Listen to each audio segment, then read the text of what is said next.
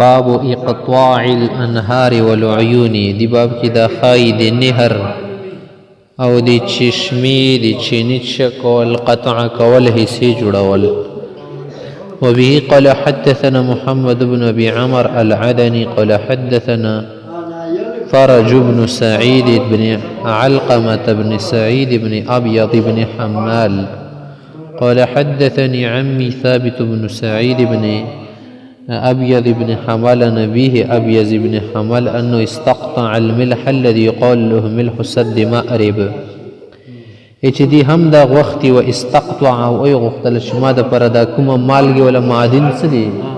دا ما ته لګ را کټ کړی شي حساب کې را کړی شي. دی دی زینوم څو ملح سد مأرب. مأرب منزل په وزن دی کنه د علاقہ دالتا مغزای کیو. فاقطعه له غد پر کټ کړل. ثم ان الاقرع بن حابس التميمي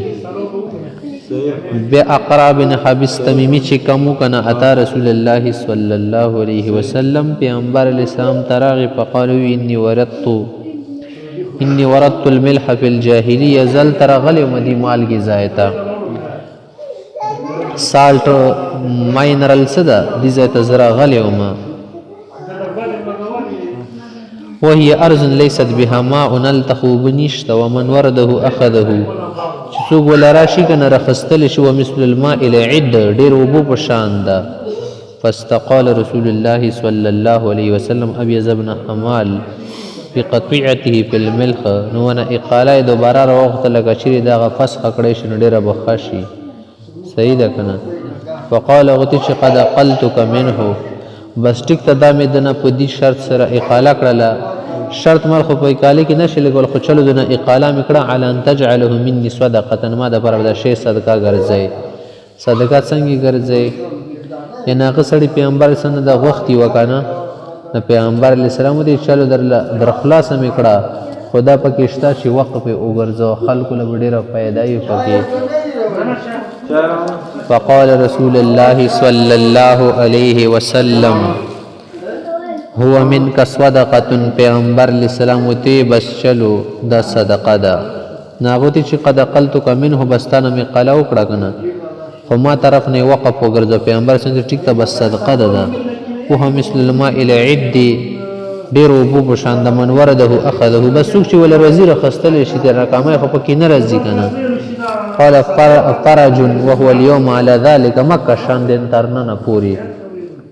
ومن ورده اخذو چوز ولا رزي بسوړیتنا مالګه د مالګه پشان دی وبو ډیره ده تک سپینه. قال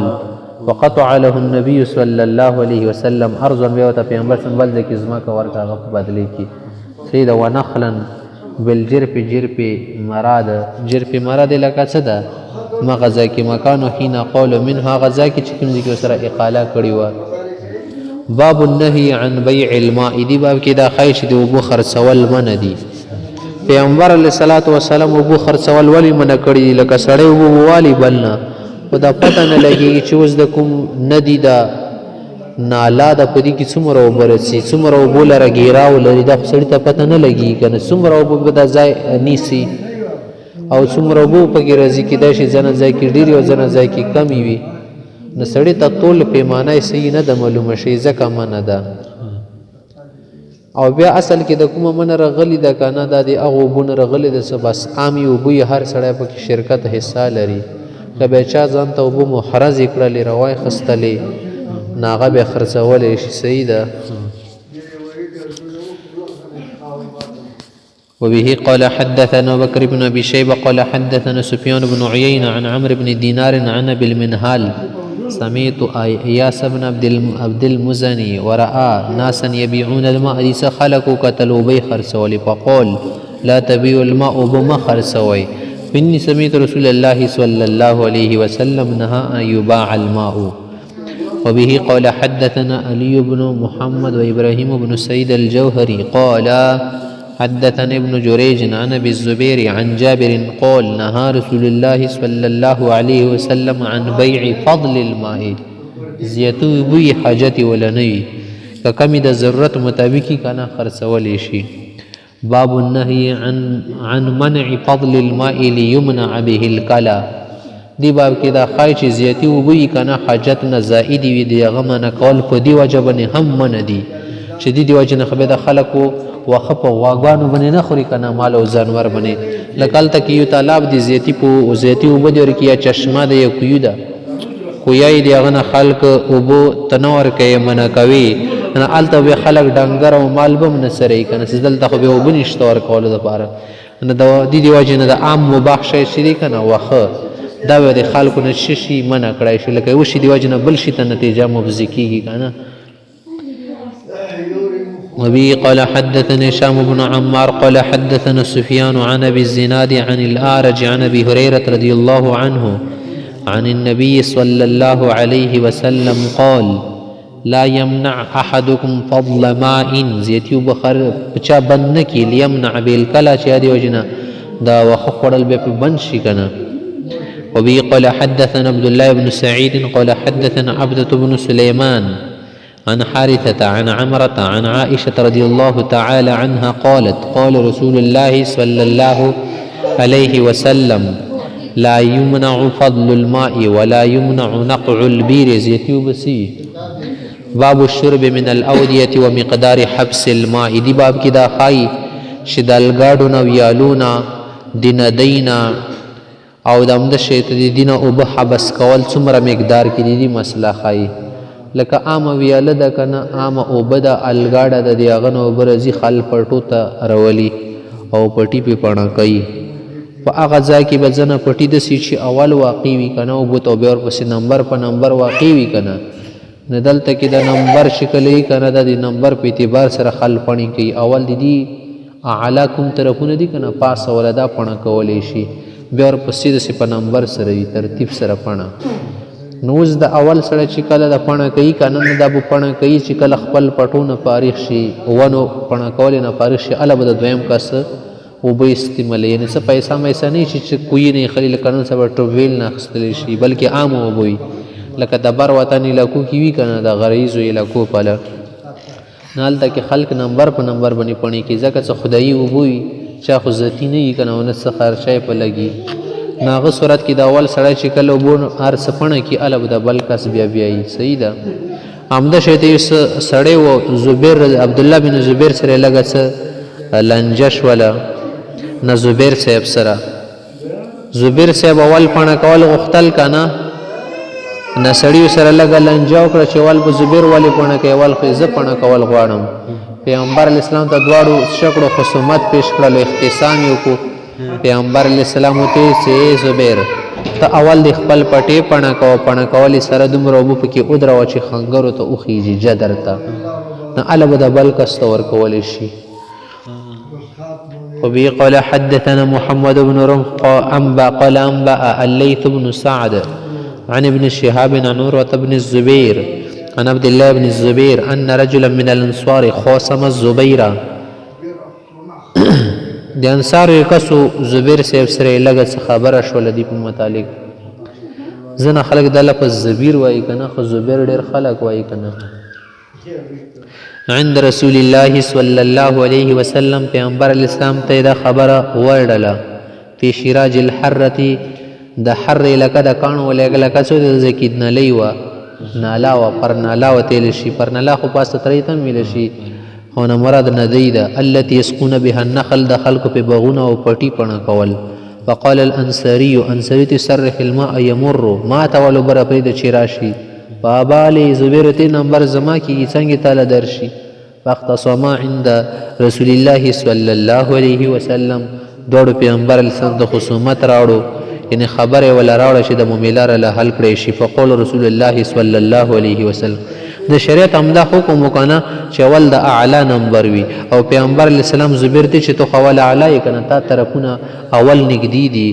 نو نمبر ستا جوړږي اسقیا زبیر اول ته پڼه ورک ثم ارسل الماء الى جارك مدا پړوسی نمبر دی به دي تور فریدو. فغضب الانصاري غنصري غصه شو زنه خلق وای کنه چې دا څوک منافق وو خو صحیح خبره ده که منافق هم نه وکنه نه دا سره د شریعتونه او د شریعت د آدابونو دومره واقف نه وکنه رسالت د آدابونه او هغه احکام ډېر معلوم نه و ځکه غوسه شولو. فقالوا یا رسول الله ان کان ابن عمتک دا خو دې ترور زوی دی ځکه دې ورته ویل چې اول ته اوبه ورکړه او ماله دې داسې خبره وکړه. چې کله دا خبره وکړه که نه فتلون وجه رسول الله صلی الله علیه وسلم پیغمبر علیه السلام مخ د غصې نه رسور شولو او مخې بدل شو. پیغمبر سم چې کله غصه شو که نه د مخه وړه پې بې دومره رسري شوې چې چا به وي لکه کانه فقع فی وجنتیه حب الرمان لکه دا وړانګ او د انار دانې پې څه واچوي دا شی ته به سور شولو غصه شو. غصه ځکه چې دا خبره خو د بې انصافۍ خبره ده که نه او پیغمبر نه بې انصافۍ چېرته کېدلی شي. پیغمبر په دنیا کې نه لوی پیغمبر ټولې دنیا کې لوی منصف وي چې پیغمبر رسالت ته دا خبر وکړی چې ته انصاف نه کوې نو بیا دنیا کې کم د مور بچی دی بل چې هغه څه وکړي انصاف وکړي. او پیغمبر خو راغلی د انصاف دپاره د ظلم نظام نست و نابود کولو دپاره راغلی بیا څنګه ته ویلی شي چې دا خو دا ځای دی او هغه ځای دی ځکه داسې وکړو. ثم قال به زبیر ته چې ما زبیر ما خو ته دیل چې صرف اوبه ورکوو زه ته چې صرف اوبه ورما کا بلکې اوبه ورکول سره سره دومره پکې ودرو چې خنګرو ته دې ورسېږي. ما خو ته ډېره نرمه خبره کړې او لحاظ مې کړی خو دا خلک په لحاظ نه پوهېږي. ثم قال به زبیر ته چې ستا حق دومره جوړېږي چې زبیر اسقي ثم احبس الماء به دې اوبه بند وساته وساته حتی یرجع الی الجدر چې تر خنګرو ورسېږي. فقال الزبير ووی چې والله اني لا احسب هذه لا نزلت في ذلك چې ما خیال متعلق خدا خبره ده چې دا آیت د دې سړي متعلق نازل شوی دی. فلا وربك لا يؤمنون حتى يحكموك فيما شجر بينهم قسم خوري چې تر هغه پورې دا خلک مؤمن نشي جوړېږي چې تر تو پورې په خپلو فیصلو کې او منازعاتو کې تا فیصل ونه ګرځوي او بیا چې کومه فیصله توکي که نه ثم لا یجدو فی انفسهم حرجا مما قضیت او کومه فیصله چې توکي هغه نه په زړه کې هېڅ قسم ته تنګي محسوسه نه کړي ویسلمو تسلیما او په دواړه ستر وي تسلیم کې قبوله کړي. الا وبه قال حدثنا ابراهيم بن المنذر الحزامي قال حدثنا زكريا بن منظور بن ثعلبة بن ابي مالك قال حدثني محمد بن عقبة بن ابي مالك عن عمه ثعلبة بن ابي مالك قال قضى رسول الله صلى الله عليه وسلم في سيل المهزور مهزور یا المهروز الاعلى دا مدینه کی یزاید یا هلته کی یزاید مخبر کی الاعلى فوق الاسفل اول دا پاس سړی نمبر به در په سلان دی اسقي الاعلى الى الكعبين ثم يرسل الى من هو اسفل منه. وبه قال حدثنا احمد بن عبد قال انبا المغيرة بن عبد الرحمن قال حدثني ابي عن عمرو بن شعيب عن ابيه عن جده ان رسول الله صلى الله عليه وسلم قضى في سيل مهزور ان يمسك حتى يبلغ الكعبين ثم يرسل الماء. وبه قال حدثنا ابو المغلس قال حدثنا فضيل بن سليمان قال حدثنا موسى بن عقبة عن اسحاق بن يحيى بن الوليد عن عبادة بن الصامت أن رسول الله صلى الله عليه وسلم قضى في شرب النخل من السيل أن الأعلى فوق فالأعلى يشرب قبل الأسفل يشرب ويترك الماء إلى الكعبين ثم يرسل الماء إلى الأسفل الذي يليه وكذلك وكذلك حتى تنقضي الحوائط أو يفنى الماء.